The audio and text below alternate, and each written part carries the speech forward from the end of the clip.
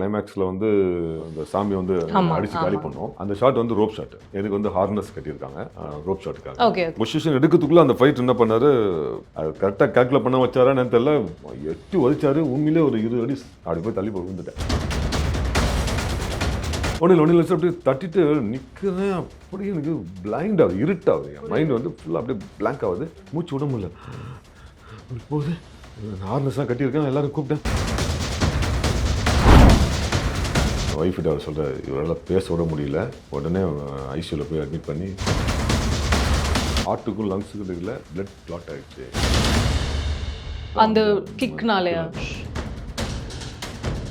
ஆச்சி அதிரசமா விடுங்க. கையில தட்டி சூடான எண்ணெயில பொரிச்சா அதிரசம் ரெடி. அக்டோபர் 5ஆம் தேதி முதல் உங்கள் ஜெயச்சந்திரன் இப்பொழுது மிக பிரம்மாண்டமாக கீழ்கட்டளையில். ஸ்பெசிஃபிக்கா படம் பார்த்தவங்க எல்லாருமே சொல்றது சம்பத் சாரோட ரோல் வந்து நல்லா இருந்தது. நான் முதல்ல வந்து அந்த கெட்டப் போட்டு நடிக்கும்போது இதில் நமக்கு வந்து மக்கள் எப்படி நம்ம அடையாளம் கண்டுப்பாங்க அப்படின்ற ஒரு சந்தேகம் இருந்தது. இந்த கேரக்டருக்கு ஒரு தாடி, அந்த ஒரு மாதிரி ரெக்கடான ஒரு ஃபேஸு, இந்த ஃபேஸுக்கு மேக்கப் போடுறது தான் பெரிய சேலஞ்சிங்காக இருந்தது. நான் கஷ்டப்படாங்கிறத விட எனக்கு மேக்கப் போட்டவன் தான் ரொம்ப கஷ்டப்பட்டுருப்பாங்க. போகிறதுக்கு ஒரு 1.5 மணி நேரம், மேக்கப் கலைக்கிறதுக்கு ஒரு 1 மணி நேரம் ஆகும். அதுக்கு ஒரு 3 பேர் சேர்ந்து படத்தோட hero, director Rishab Shetty sir, அவங்களோட டீம், அவங்க ஹார்ட் ஒர்க் பண்ணது வந்து அமேசிங் ஒர்க். ஆக்சுவலாக அவங்களோட ஹார்ட் ஒர்க் வந்து நான் கண்கூட பார்த்ததுனால எவ்வளோ கஷ்டப்பட்டாங்கன்னு நான் பார்த்தேன். ஒரு நாளைக்கு 3 ஷாட் 4 ஷாட் கூட சில நேரங்கள் எடுப்பாங்க. It's not a easy job. என்ன இங்கே நினைக்கிறாரோ அதை விஷுவலாக கொண்டு வரதுக்கு அவ்வளோ வேலைகள் பண்ண வேண்டியதில்லை. 5:30 to 6:30 நிறைய ஷாட்ஸ் எனக்கு எடுத்துருப்பாங்க படத்தில். ஒருவேளை அந்த ஷாட் வந்து 4 டேக் 5 டேக் போய் சரியாக வரலன்னா நெக்ஸ்ட் டே மறுபடியும் அதே மாதிரி ஈவினிங் வரைக்கும் சன்செட்டுக்காக வெயிட் பண்ணி ஈவினிங் அந்த 5:30 செட் பண்ணுவாங்க. சும்மா செட் பண்ணி மறுபடியும் அந்த 5:30 to 6:30 எடுக்கிறதுக்கு ட்ரை பண்ணி எடுப்பாங்க. படம் பார்க்கும்போது எனக்கே அப்படியே புல் இருக்குது. அந்த கடைசி அந்த 30 மினிட்ஸ் வந்து என் கை காலெலாம் தன்னால் ஆடுது. ரிஷப் செட்டி சார் வந்து அந்த கேரக்டர் பண்ணும்போது எனக்கு ஆட்டோமேட்டிக்காக வீடு ஆடுது. இப்படி ஒரு பெர்ஃபார்மன்ஸ் அந்த சாமி உள்ள பூந்த உடனே.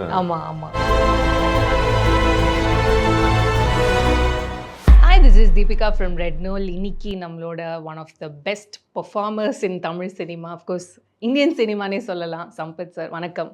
வணக்கம், எல்லாருக்கும் வணக்கம். நான் நடிகர் சம்பத் ராம் பேசுகிறேன். எஸ், எப்படி இருக்கீங்க? நல்லா இருக்கேன் மேடம். ஸோ காந்தாராக்கு வந்து அமேசிங்கான வரவேற்பு வந்துகிட்டு இருக்கு.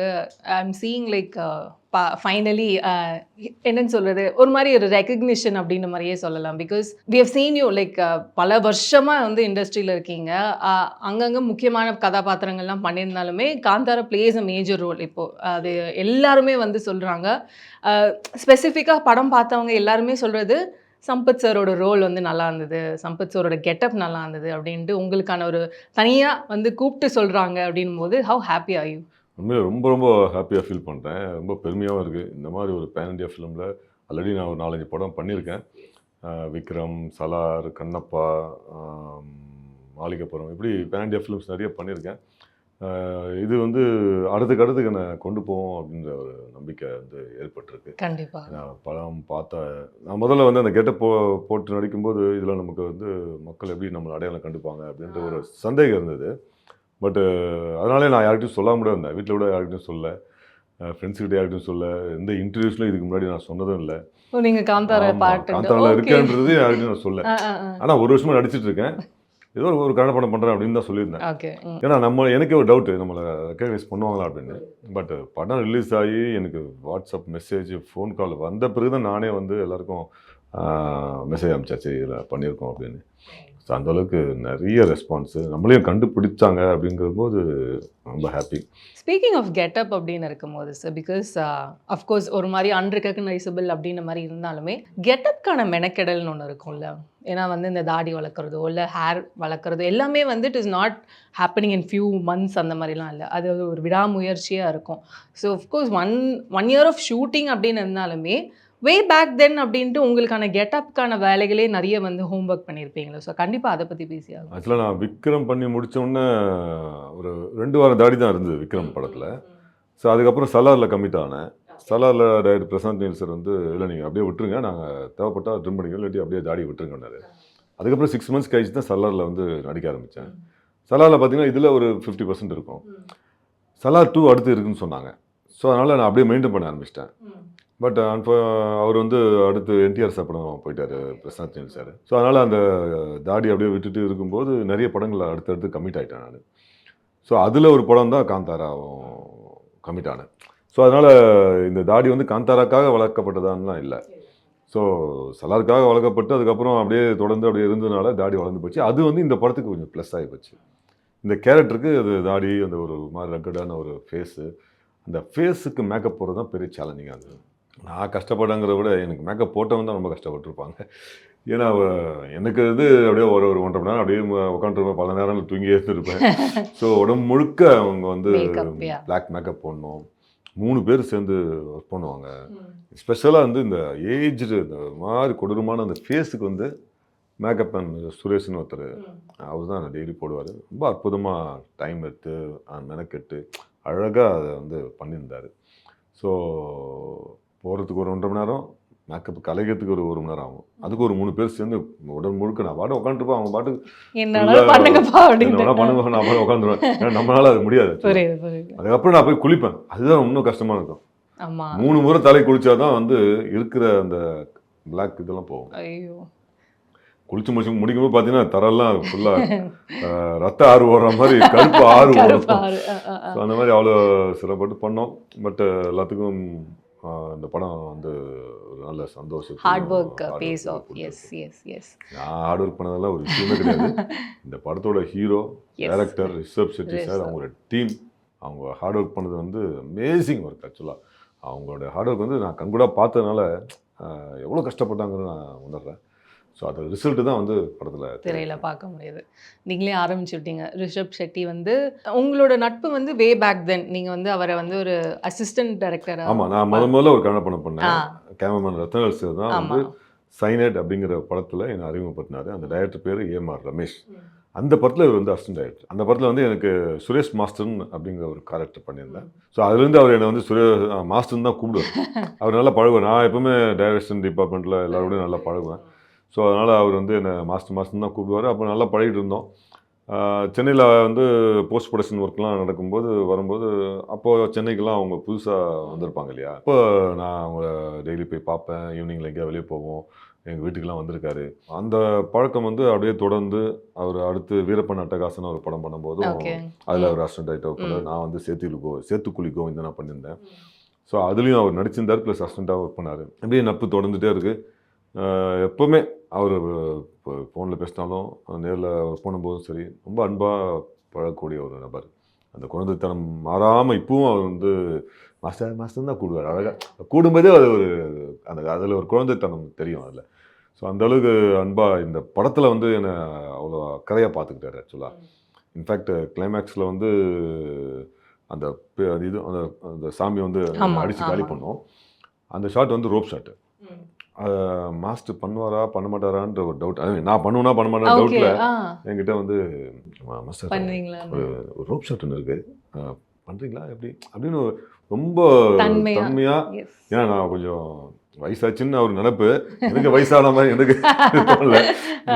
அதனால் அவர் வந்து பண்ணுவாரா பண்ண மாட்டாரான்ற ஒரு சந்தேகத்தையும் எனக்கு கேட்டார். என்ன சார், இத்தனை வருஷமாக நான் வந்து ஃபைட் தான் பண்ணிகிட்டு இருக்கேன், இப்போ கூட ரீசெண்டாக ஒரு படத்தில் வந்து ஃபைட் பண்ணிட்டு வந்தேன், ரோப் ஷாட்லாம் போடுங்க சார், எதாவது சொன்னாலும் நான் பண்ணுறேன் சார் அப்படின்னு சொல்லிட்டு ஃபுல் இதோட வந்து அந்த ஷார்ட் வந்து ரோப் ஷாட் பண்ணேன். ஸோ அந்த மாதிரி ஒரு அருமையான ஒரு பர்சன். ஆக்சுவலாக பர்சனாக வந்து ஒரு நல்ல மனிதர். Rishab Shetty as a director அப்படின்னு ஒன்று இருக்கும்ல, நிறைய பேர் வந்து ரொம்பவே பாராட்டுறாங்க. He's like one gifted person இந்த சினிமா அப்படின்ற அளவுக்கு. ரியலி. ஸோ ஏன்னா வந்து இந்தியாவை ரெப்ரசன்ட் பண்ணி எதனா ஒரு படம் எடுக்கிறதுக்கு வந்து இவர் ஈஸியாக வந்து நம்ம பேரை வந்து எங்கேயோ கூட்டிகிட்டு போகிறாரு அப்படின்ற அளவுக்கு தான் இப்போ காந்தாராக்கு அப்புறமா நிறைய சொல்லிட்டு இருந்தாங்க. Rishab Shetty as a director அப்படின்னா கண்டிப்பாக ஒரு நாளைக்கு 3 ஷாட் 4 ஷாட் கூட சில நேரங்கள் எடுப்பாங்க. ஏன்னா ஒரு 500 பேர் 1000 பேர் 2000 பேர்னு அவங்க க்ரௌடை கண்ட்ரோல் பண்ணி அவங்க என்ன காட்சி இருக்குமோ அதுக்கு தேவையானதை செட் பண்ணி ஒரு ஷார்ட்டை விற்கிறதுக்குள்ளே 1/2 hour 1 hour 2 hours ஆகும் சில டைமில். It's not a easy job. இத்தனை பேர் ஒரு இன்னும் இங்கே நினைக்கிறாரோ அதை விஷுவலாக கொண்டு வரதுக்கு அவ்வளோ வேலைகள் பண்ண வேண்டியதுக்குள்ள எல்லாமே சரியாக இருக்கான்னு பார்க்கறதுக்கே ஒரு 1.5 மணி நேரம் 2 மணி நேரம் ஆகிடும். ஸோ அதெல்லாம் பண்ணி ஒரு ஷாட் எடுப்பார். ஒரு வேளை ஷாட் சரியாக இல்லைன்னா ஒன் மோர் கொஞ்சம் கூட அசராமல் அந்த டயர்டே முகத்தில் தெரியாது. இப்போ நம்ம 4 ஷாட் பண்ண அப்படி உட்காந்து ஒரு சின்ன ஒரு டைட்னஸ் சோர்ந்து சோர்ந்து போயிடும். போயிடும்ல. புரியுது. எத்தனை டேக் வேணா போவார், அன்றைக்கி ஃபுல்லாக முடியல விட அடுத்த நாள் விட வந்து டேக் எடுப்பார். எனக்குலாம் வந்து காலையில் மேக்கப் போட்டாங்கன்னா சில டைமில் ஈவினிங் கூட ஷாட் வரும். ஈவினிங் அந்த சன் செட் டைம் இருக்கு இல்லையா, ஆமாம், 5:30 to 6:30 சில ஷார்ட், நிறைய ஷார்ட்ஸ் எனக்கு எடுத்துருப்பாங்க படத்தில். ஒருவேளை அந்த ஷாட் வந்து 4 டேக் 5 டேக் போய் சரியாக வரலன்னா நெக்ஸ்ட் டே மறுபடியும் அதே மாதிரி ஈவினிங் வரைக்கும் சன்செட்டுக்காக வெயிட் பண்ணி மார்னிங்லேருந்து வேறு ஷூட் போவாங்க.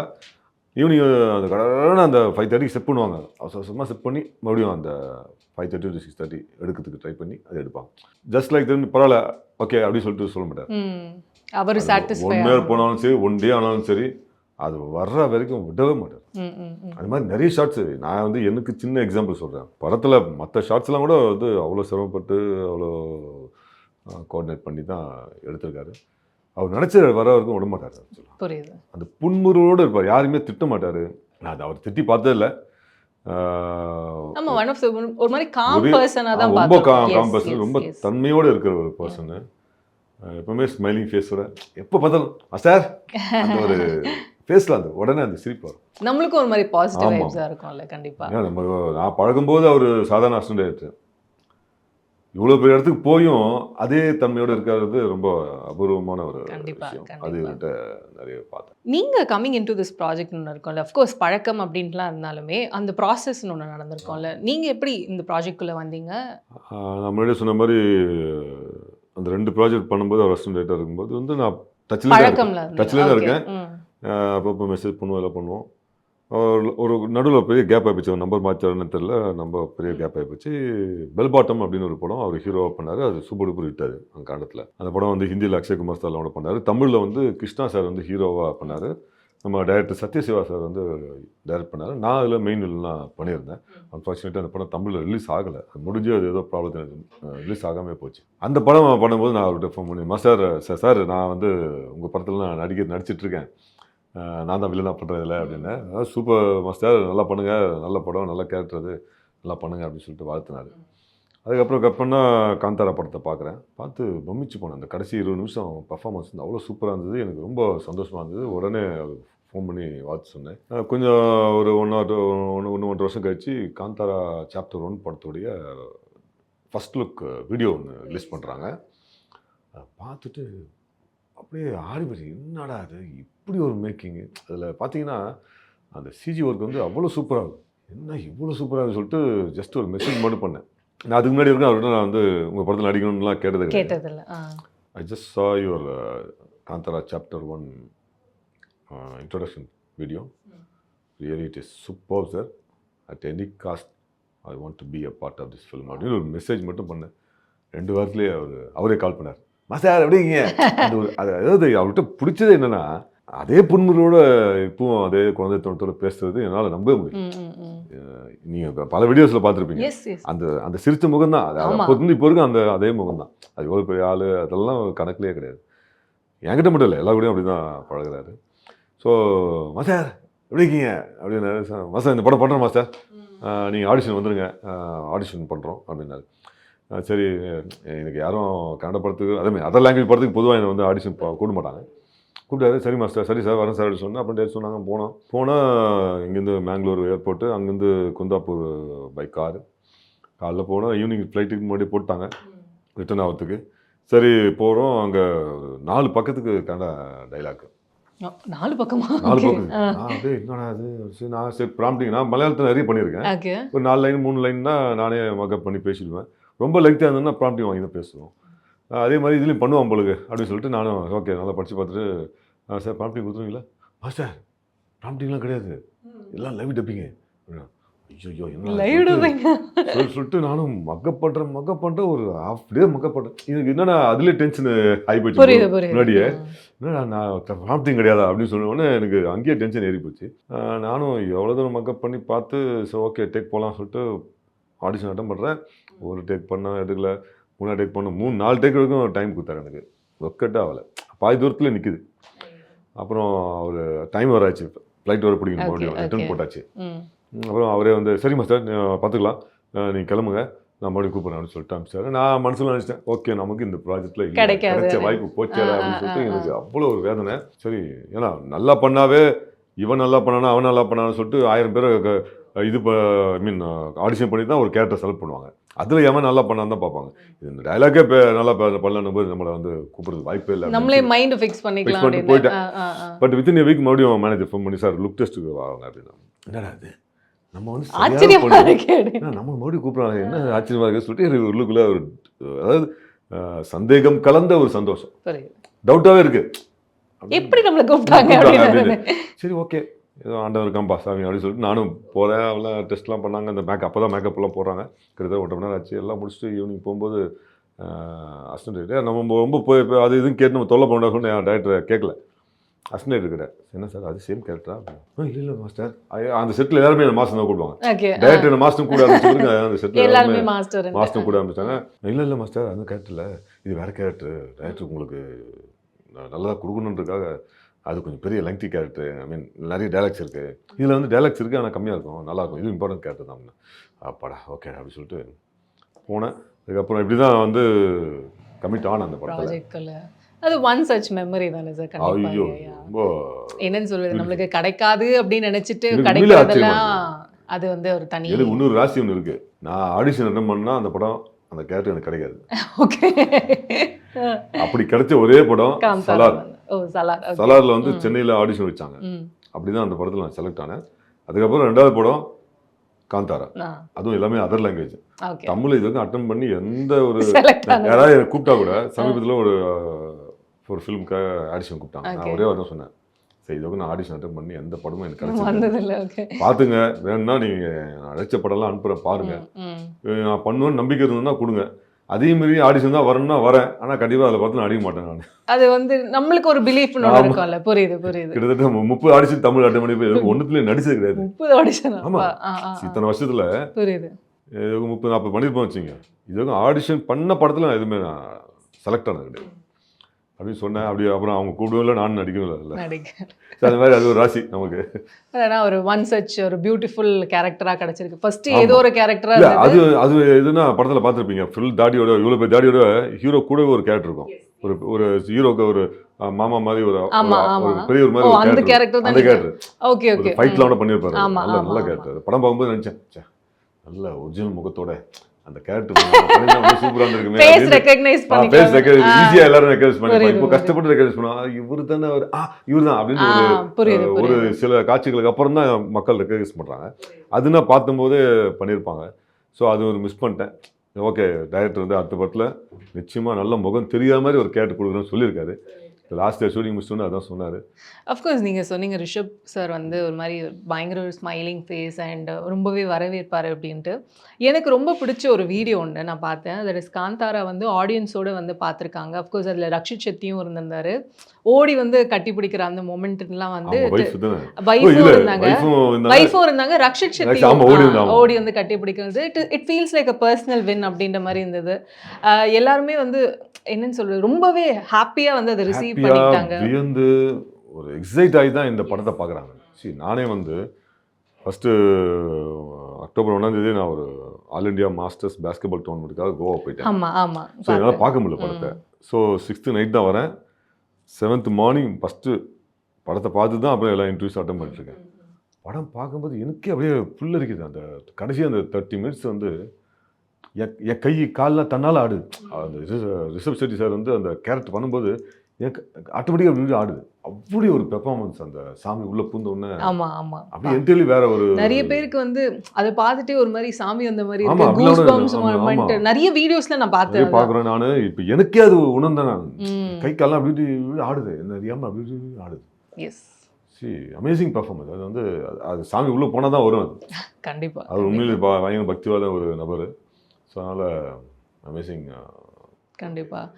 Actually making a spiritual film அப்படின்னு இருக்கும்போது இது வந்து பெரும்பாலும் வெளியில் பேசி தான் நாங்கள் கேள்விப்பட்டிருக்கோம். என்னென்னா ஒரு சாமி படம் மாதிரி ஏதோ ஒன்று பண்ணுறோன்னா how the set will be like. அங்கே வந்து இப்போ ஜென்ரலாக வந்து சாமினா அங்கே வந்து லைக் கொஞ்சம் அதுக்கான ப்ரிகாஷனரி மெஷர்ஸ் எடுத்துக்கிறது, இல்லை வெஜிடேரியன் ஃபுட் சாப்பிட்றது, அந்த மாதிரி என்னென்னலாம் காந்தாரா செட்ல அந்த மாதிரி எதுவும் பார்க்கல. Okay. But as usual daily அந்த பூஜை பண்ணுறது அது டெய்லி எல்லா ஷூட்டிங் நடக்காம அங்கேயும் நடக்கும், அவ்வளோதான். மற்ற இதுக்காக ஏதாவது பண்ணாங்களான்னு எனக்கு தெரியல. ஆக்சுவலாக நான்வெஜ்லாம் இருந்தது, அதெல்லாம் அஃப்கோர்ஸ் எல்லாமே சாப்பிட்டாங்க. ஸோ மேபி அவரு இருந்திருப்பாருன்னு நினைக்கிறேன். ஓகே. ஏன்னா அவர் பயங்கர பக்தி உள்ள ஒரு நபர் இருந்திருக்கலாம், தெரியல, கன்ஃபார்மாக தெரியல எனக்கு. புரியுது. ஓகே. ஸோ இதில் நீங்கள் ஆல்சோ சொன்னீங்க அஃப்கோர்ஸ் அது ஒரு மாதிரி ஸ்பிரிச்சுவல் ஃபிலிம் அப்படின்னாலுமே தெர் ஆர் ஃபைட் சீக்வன்சஸ் அப்படின்ட்டு த்ரூ அவுட் யுவர் லைஃப் நீங்கள் நிறைய ஃபைட் சீக்வன்சஸ் அப்படின்னு ஒன்று பண்ணியிருக்கீங்க. ஒரு ஸ்டண்ட் பண்ணும்போது நம்மளே அறியாமல் நம்மளுக்கே அடிப்படும் அப்படின்னு இருக்கும்போது மறக்க முடியாத memories throughout your cinema கெரியர்னால் அது? நான் நிறைய படங்களை சண்டை காட்சிகள் நடிச்சிருக்கேன். நம்ம டைரக்டர் பிரபு சாலமன் சாருடைய கார்டன் அப்படின்னு ஒரு திரைப்படம். நம்ம பாகுபலி வில்லன் ராணா டகுபதி சார் தான் ஹீரோவாக பண்ணார். தமிழ், தெலுங்கு, ஹிந்தி 3 லாங்குவேஜில் அது எடுத்தாங்க. ஃபுல்லாக பாம்பேல தான் ஷூட்டிங்கு. அதில் வந்து நான் ஒரு வில்லன் கேரக்டர் ஒன்று பண்ணேன், நெகட்டிவ் கேரக்டர் ஒன்று, ஒரு ஃபாரஸ்ட் ஆஃபீஸர் மாதிரி ஒரு கேரக்டர். அதில் ஒரு ஃபைட் சீக்வன்ஸு, சோலோ ஃபைட், எனக்கும் ராணா டகுபதி சாருக்கும் சோலோ ஃபைட்டு. தமிழ், தெலுங்கு மட்டும் நான் பண்ணேன். ஹிந்தியில் வந்து ஹிந்தி ஆர்டிஸ்ட் ஒருத்தர் பண்ணார். ஓகே. ஸோ அந்த சண்டை காட்சி வந்து ஒரு ஷாட் வந்து எனக்கு எடுப்பாங்க, அடுத்த ஷாட் வந்து அந்த ஹிந்தி ஆர்டிஸ்ட். அதில் ஒரு 2 நாள் சீன் போச்சு. அந்த ஃபைட்டோட லீடு போச்சு. அப்புறம் 3rd டே ஃபைட்டு ஆரம்பித்தது. 4th டே ஃபைட் ஹீரோ வரதுக்காக வெயிட் பண்ணிட்டுருக்கோம். எனக்கு வந்து ஹார்னஸ் கட்டியிருக்காங்க ரோப் ஷாட்டுக்காக. ஓகே. நானும் இன்னும் ஹீரோ பொசிஷனில் இன்னொரு ஃபைட்டரும் பண்ணி ப்ராக்டிஸ் பண்ணி ரெடியாக இருக்கும். ஹீரோ வராரு, மாஸ்டர் சொல்கிறாரு, சாம் மாஸ்டர், அவர் வந்து டேய் ஹீரோவுக்கு பண்ணி காமிங்க. எப்பவுமே ஹீரோ வந்தாலும் பண்ணி காமிப்பாங்க, அதை பார்த்து தான் அவர் பண்ணுவார். அப்போ எப்பவுமே 2 ஃபைட்டர் தான் பண்ணி காமிப்பாங்க இந்த ஃபைட்ஸு, அந்த சீக்வன்ஸை. அப்போ அந்த ஃபைட்டர் சொன்னார், அண்ணே நீங்களே வந்து பண்ணிடுங்க, உங்களுக்கு ப்ராக்டிஸ் ஆன மாதிரி இருக்கும். ஆல்ரெடி நான் ப்ராக்டிஸ் பண்ணி ரெடியாக நிற்கிறேன், நீங்களே பண்ணிடுங்க, ப்ராக்டிஸ் ஆன மாதிரி இருக்கும் அப்படின்னாரு. நாம எப்பவுமே வந்து இப்போ மாஸ்டர் சொன்னாருன்னா டக்குன்னு செஞ்சுருவோம். ஏன்னா நம்ம செய்யலைன்னா அடுத்து நம்மளை கூப்பிட மாட்டாங்களோன்ற ஒரு பயத்தில் எப்போவுமே இத்தனை வருஷத்தில் வந்து எந்த மாஸ்டர் என்ன சீக்வன்ஸ் சொன்னாலும் என்ன ஃபைட் சொன்னாலும் அதை உடனே பண்ணிவிடும் நம்ம. நானும் உடனே ஓகே மாஸ்டர் அப்படின்னு சொல்லிட்டு நான் அந்த ரோப்பு ரைஸாக லூஸ் பண்ணிவிட்டு பண்ணி வந்து நிற்கிற பொசிஷன் எடுக்கிறதுக்குள்ளே அந்த ஃபைட் என்ன பண்ணார், காலால் வெட்டி உதைச்சார். ஆக்சுவலாக ஷார்ட் படி உதைக்கணும், அது கரெக்டாக கேல்குலேட் பண்ண வச்சாரான்னு தெரியல, எட்டி உதைச்சாரு. உண்மையிலே ஒரு 20 அடி அப்படி போய் தள்ளி போய் விழுந்துட்டேன். விழுந்த உடனே எதுவும் நம்ம எப்பவுமே அடிப்படாத மாதிரி நம்ம இருப்போம். அது மாதிரி ட்ரை பண்ணி ஒன்றும் இல்லை, எல்லாம் வந்து கேட்குறாங்க என்ன ஒன்றும் இல்லை அப்படி தட்டிட்டு நிற்கிறேன். அப்படியே எனக்கு பிளைண்ட் ஆகுது, இருட்டாகுது, என் மைண்ட் வந்து ஃபுல்லாக அப்படியே பிளாங்க் ஆகுது. எனக்கு ஏதோ புதுசாக நடந்து மட்டும் தெரியுது, மூச்சு விட முடியல. அப்படி போகுது, ஹார்னஸ்லாம் கட்டியிருக்கேன், எல்லாரும் கூப்பிட்டேன், அப்படியே சைக்கிளே எல்லாம் கட்டிட்டு மூச்சு விட முடியல என்னால். அப்புறம் உடனே எல்லாம் கட்டினாங்க, என்னாச்சுன்னாங்க, மூச்சு பேச முடியல, இன்னும் இது சொல்கிறேன். அப்புறம் டாக்டர்லாம் வந்தாங்க, எல்லாம் பார்த்தாங்க, இல்லை கொஞ்சம் நேரம் அமைதியாக உட்காருங்க, ஒன்றும் இல்லை. அப்புறம் நானே என்னை வந்து ஒன்றும் இல்லை சொல்லிட்டு நானே இது பண்ணிவிட்டு அப்புறம் ஃபோர்ஸில் அடிப்பட்டதுனால இதாச்சு. அதுக்கப்புறம் உட்காந்து ஒரு ½ டே இருக்கும் எனக்காக ஷூட்டிங் வெயிட்டிங்கு எல்லாரும். ஏன்னா வேறு ஆர்டிஸ்ட் கிடையாது, நான் தான் பண்ணியாகணும். என் மைண்டுக்குள்ளே ஓடுது, பிரபு சாலமன் சார் இத்தனை வருஷமாக ஃபாலோ பண்ணி ஒரு அருமையான கேரக்டர் கொடுத்துருக்காரு, நம்ம இல்லைன்னா வேற ஆளை போட்டால் என்ன பண்ணுறது அப்படிலாம் மைண்ட் ஓடி. அப்புறம் நானே அந்த சமாதான பற்றி ஓகே போய் பண்ணுவோம் அப்படின்னு சொல்லிட்டு மறுபடியும் மாஸ்டர் பண்ணுறேன் அப்படின்னு மறுபடியும் மூச்சு வாங்குது. சரி சொல்லிட்டு ரொம்ப சொன்னோம்னா நம்மளை தூக்கிடுவாங்களோன்ற பயம். ஏன்னா பெரிய கம்பெனி அது ஈராஸ். சரி என்னப்பா முடியலையா, சரி வேலை போடு அப்படின்னு சொல்லிட்டாங்க, என்ன பண்ணுறது அப்படின்னு சொல்லிட்டு நானும் டம் பிடிச்சி 7 நாள் ஃபைட்டு முடிச்சுட்டு அதுக்கப்புறம் ஒரு 4 நாள் சீன் அதையும் முடிச்சுட்டு சென்னையில் வந்து வேற ஒரு ஷூட்டிங்காக கிளம்புறதுக்காக தண்ணியை ஊற்றுனா மறுபடியும் அப்படி மூச்சு வாங்குது. என்னால் என்னவோ நடக்குதா சொல்லிட்டு அப்புறம் தான் ஹாஸ்பிட்டலுக்கு போகிறேன். விஜய் ஹாஸ்பிட்டலுக்கு போய் அதில் நான் என்ன நினச்சேன், இருமல் பொழுது நமக்கு அப்படின்னு நினச்சிட்டு இருமல் சம்மந்தப்பட்ட டாக்டர் விஜய் ஹாஸ்பிட்டலில் பார்க்குறேன். அவர் இப்போ உடனே என்னை பார்த்து இவ்வளோ வீல் சேரில் உட்கார வச்சு போயிட்டு எல்லாம் எக்ஸ்ரே எடுத்துன்னு வாங்கன்றாரு. எக்ஸ்ரே எடுத்துலாம் பார்த்துட்டு இல்லை இருமல் சம்மந்தப்பட்ட இது இல்லை, இவருக்கு வந்து ஹார்ட் சம்மந்தப்பட்டது அப்படின்னா. அப்புறம் எனக்கு வந்து காஞ்சனா 3 படத்தோட ஷூட்டிங் நான் போய் ஆகணும். அன்றைக்கி லாஸ்ட் டே ஷூட்டிங். ஓகே இல்லை சார் சாயந்தரம் தாங்குற மாதிரி ஏதாவது டேப்லெட் கொடுங்க, நான் போயிட்டு வந்து ஜாயின் பண்ணிக்கிறேன் அப்படின்னு சொன்னேன். என் ஒய்ஃப்கிட்ட அவர் சொல்கிறார், இவரால் பேச விட முடியல, உடனே ஐசியூவில் போய் அட்மிட் பண்ணி ட்ரீட்மெண்ட் எடுங்க அப்படின்னா. நான் மண்டே ஆட்டிட்டு வெளியே வரேன். அப்புறம் காஞ்சனா மேனேஜர் வந்துட்டார். அவர் என்ன சார், அவர் கேள்விப்பட்டு வந்துட்டார், அவர் லேட் ஆகிட்டு இருக்கு, அவர் என் ஃபோனை என் சகலை கிட்ட வந்தது, அவர் ஃபோன் பண்ணும்போது அவர் சொல்லிட்டு ஹாஸ்பிட்டலுக்கு சொன்னோடனே அவர் டேரெக்டாக வந்துட்டார். ஏன்னா அங்கே வெயிட்டிங் எல்லாருமே. அப்புறம் கேட்டார், இல்லை சார் நான் இதோட 11 நாள் அங்கே நடிச்சுட்டே வந்துட்டேன், ஃபைட்டே பண்ணிட்டு வந்துட்டேன், வாங்க சார் போகலாம் அப்படின்னு சொல்லி காரில் அப்படியே உட்காந்துட்டு காஞ்சனா 3 ஷூட்டிங் போகிறோம். அங்கே மாஸ்டர் பார்த்துட்டு ராகவ் லாரன்ஸ் மாஸ்டர் பார்த்துட்டு என்ன ஆச்சு சம்பத்? இல்லை சார் நான் இல்லை ஒன்றும் பேசாத 2 மணி நேரத்தில் ஒன்று அனுப்பிச்சிடறேன்னு சொல்லிட்டு 2 ஹவர்ஸில் ஷூட்டிங் முடிச்சுட்டு ஒரு 4 மணிக்கெலாம் விட்டார். நேராக விட்டவுடனே நேராக விஜய் ஹாஸ்பிட்டல் ஐசியூ தான். எனக்காக ஆம்புலன்ஸ்லாம் கூட ரெடி பண்ணி வச்சிட்டாரு. ஏன்னா இவ்வளோ சீரியஸாக வரேன்னு மேனேஜர் சொல்லிட்டாரு. நேராக ஐசியூவில் போய் ஜாயின் பண்ணவுடனே எல்லாம் டெஸ்ட் எடுக்கிறாங்க. midnight 2 o'clock எல்லா டெஸ்ட்டும் பார்த்துட்டு தே ஃபவுண்ட் அவுட் இந்த ஹார்ட்டுக்கும் லங்ஸுக்கும் இல்லை பிளட் கிளாட் ஆகிடுச்சு. அதனால தான் அந்த கிக்னாலயா? அதனால தான் வந்து மூச்சு விட முடியல அப்படின்னு சொல்லிட்டு ஆன்ஜியோ இன்ஜெக்ஷனை போட்டு அதை கிளியர் பண்ணாங்க. ஓகே, அந்த பிளாக் கிளியர். ஓகே. ஸோ 3 நாள் ஃபுல்லாக அந்த இதை போட்டு ஐசியூவில் இருந்து ஒரு 4 நாள் வந்து நார்மல் வார்டில் இருந்து டாக்டர் ஒரே வார்த்தை தான் சொன்னாங்க, பல நேரங்களில் இதெல்லாம் வந்து பட்டோன்னே போயிடும், பிளட் கிளாட்டுங்கிறது வந்துச்சுன்னா பிளாக் ஆகிடும். யார் செஞ்ச புண்ணியமோ நீங்கள் வந்து இப்போ உயிரோடு இருக்கீங்க, இனிமேல் வந்து ரொம்ப ரிஸ்க் எடுத்து பண்ணாதீங்க அப்படின்னு அட்வைஸ் பண்ணி அந்த பிளட் தின்னர் டேப்லெட் வந்து இப்போ வரைக்கும் சாப்பிட்டுருக்கு. Blood thinner tablet. ஆமாம். அது இப்போ வரைக்கும் அதை சாப்பிட்டுட்டு. ஸோ அது மாதிரி பெரிய ஒரு ரிஸ்கெல்லாம் தாண்டி அதான் சொன்னேன், நான் வந்து சாவை பார்த்துட்டு வந்தேன். நான் அது சொன்னேன் இல்லையா, இருட்டாயிடுச்சுன்னு. சொல்கிற போதே எனக்கு ஒரு மாதிரி இருட்டானது வந்து அதுதான் கண்ணு முன்னே அப்படியே இருட்டாக இருக்குல்ல, அந்த இருட்டுக்கு போயிட்டு வந்துட்டேன். அந்த நான் வந்து ஓஹோ இப்படி தான் இருக்கும் பொழுது, நம்ம காலமாடி வரைக்கும் இப்படி தான் இருக்கும் பொழுது அந்த அந்த இடத்துக்கு போயிட்டு சொல்கிறேன். புரியுது. அந்த மாதிரி oh my God, please take ரொம்ப ரிஸ்க்லாம் எடுக்காதீங்க. சரி, நம்ம இதில் வந்துட்டு பிறகு நம்ம பண்ண மாட்டோம்னு சொன்னாலும் புரியுது அடுத்து கூட மாட்டாங்க. நான் தான் காந்தாரா ஷூட்டிங் அப்போ கிளைமேக்ஸ் காட்சிக்கு மாஸ்டர் வந்து டேரக்டர் வந்து கேட்கும்போது நோன்னு சொல்ல நம்ம அஃப்கோர்ஸ் டாக்டர் சொன்னால் கூட நம்ம அடுத்தடுத்து நான் பண்ணிட்டு தான் இருக்கேன். அதுக்கு தான் ஃபிட்னஸ்க்காக நம்ம ரெகுலராக பேஸ்கெட் பாலில் நான் 40 years ஆடிட்டு இருக்கேன், இப்பவும் ஆடிட்டு இருக்கேன். முந்த ஆடின அளவுக்கு இப்போ ஆட முடியலனா கூட but still I'm playing regularly, daily walking exercise. அதுக்கு தான் அந்த ஃபிட்னஸை மெயின்டைன் பண்ணிட்டே இருக்கிறது. சரி, ஓகே, நல்லது தான் சார் ஒரு கட்டத்துக்கு மேலே. பட் ஆனால் இப்போது நீங்கள் பேசும்போதே நிறைய விஷயங்கள் நான் கவனிச்சது என்னென்னா, எந்த ஒரு ஆப்பர்ச்சுனிட்டியும் நீங்கள் விடக்கூடாதுன்ட்டு. அதுக்கான ஏன்னா நம்ம இந்த அவ்வளோ தூரம் ட்ரை பண்ணி 28 வருஷமாக வந்து இன்னமும் ட்ரை பண்ணி தான் இருக்கோம். டைரக்டர் போய் பார்த்துட்டு தான் இருக்கோம். நாளைக்கு இந்த படம் ரிலீஸ் ஆச்சு, வெற்றி அடைஞ்சது, இருந்தாலும் நாளைக்கு போய் 4 கம்பெனி போய் 4 டைரக்டர் போய் பார்க்க தான் போகிறோம். சரி, நமக்கு வந்து கடைசி நேரம் வரைக்கும் கடைசி காலம் வரைக்கும் நடிச்சுட்டே இருக்கணும்னு தான் நம்மளோட இது. ஸோ அதுக்கு நம்ம வந்து மெனக்கட்டணும், நம்ம வந்து எல்லாரையும் போய் ஃபாலோ பண்ணணும், அது பண்ணிகிட்டே இருக்கோம். Thank you so much. உங்களோட விடாமுயற்சிக்கு இன்னும் நிறைய கேரக்டர்ஸ் பண்ணிட்டு மை பெஸ்ட் விஷயம். தேங்க்யூ. ஆச்சி அதிரசமா விடுங்க, கையில தட்டி சூடான எண்ணெயில பொரிச்சா அதிரசம் ரெடி. அக்டோபர் 5 முதல் உங்கள் ஜெயச்சந்திரன் இப்பொழுது மிக பிரம்மாண்டமாக கீழ்கட்டளையில்.